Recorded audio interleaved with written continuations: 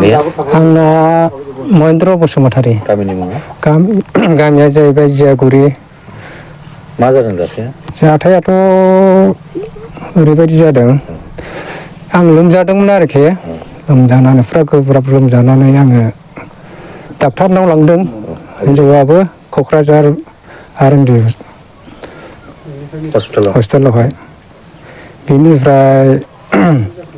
operation जाखांनानै बिदिनो release जाना फैबाय आरोखि रिलिज जाना फैनानै न'आव फैनानै आरो उदैया साबाय थानानै गोबाबाय थानायखाय आरो लांफिनबावदों आरोखि क'क्राझारावनो माबा मेडिकेल कलेजाव हस्पिटालाव लांदों दा बिनिफ्राय बिदि साननै सानथाम थाबाय सानबासो थानानै फैबावदों आरोखि 6 दिनसो हस्पिटालावहाय बिनिफ्राय लांफिनबावनानै आरोखि दा बिनिफ्राय थाफाबाय थादों हिन्जावाबो थाफाबाय थानानै गाबोन बायदियाव रिलिज जागोन दिनै बायदियाव खारबाय आरोखि बे मबाइल सुइस अफ खालामनानै दा बे सुइस अफ फैथायै जादों आरोखि बेसे गोबाव जाखो जानायाथ' आङो बेमाराव दंमोन नालाय बिराद उसुगाव रावबो जोथोन खालामग्राबो रावबो गैया जाहैबाय न'खराव हिन्जाव खारनायाथ' 1.5 मासानो जाहैबाय दा नेदोंमोन आङो फैगौबा दासिमबो गैया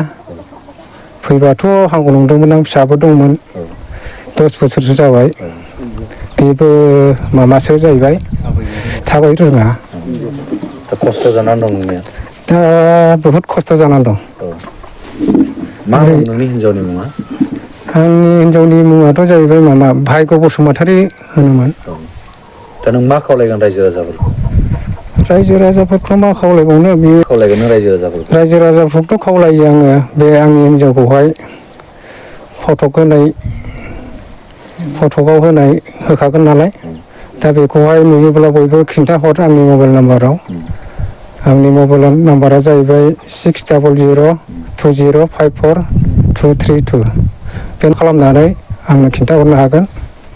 हिन्जावखौ जेरावखि नुवा न'खरावथ' ओरैनो बे आंनि माने SMS गेलेयोमोन मानसिया सासे सेंग्राजों SMS गेलेनायबो नुदों सानसेखालि दा बेवहाय आङो SMS गेलेनायावहाय आङो फंनैसो सोबादों हिन्जावखौ ओरैनो दावराव दावसिया एसे सिगां जाखादोंमोन जाखांनानै उनाव मिलायफिनबायमोन मिलायनायनि उनावसो आङो दा बेमार जादोंमोन बेमार जानानै गावबो डाक्टारनाव खस्थ' खालामहैना बेस्रा दा बे सेंग्राजों खारफादों होननानै दा बे सेंग्राजोंनो खारफानाय बायदि आंनि सन्देहआवहाय हिन्जावनि बिमा बिफानाव खबर लाबाय नोंथाङा हिन्जावनि बिमा बिफानियावबो खबर लाजोब्बाय आङो गैयानो जा दं गामिनि मानसिफोरनाव नुब्लानो आं सोङो उमुगना माबाया थांदोंना थाङाखै गामियावहाय गैयाल' होनो बयबो आरो गावसिनि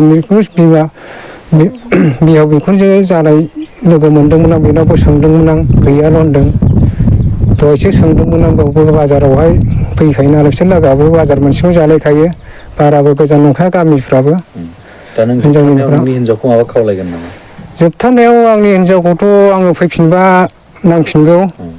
फैफिनबालाय एसे मोजां जागोन न'खराव उसुबिदा जागासिनो दा न'खराव एसे उसुबिदा जानानै दं रावबो गैयिलाय दा फिसाफोरखौबो नायनानै खस्थ' मोनबाय बियो सानबाय आंबो नुला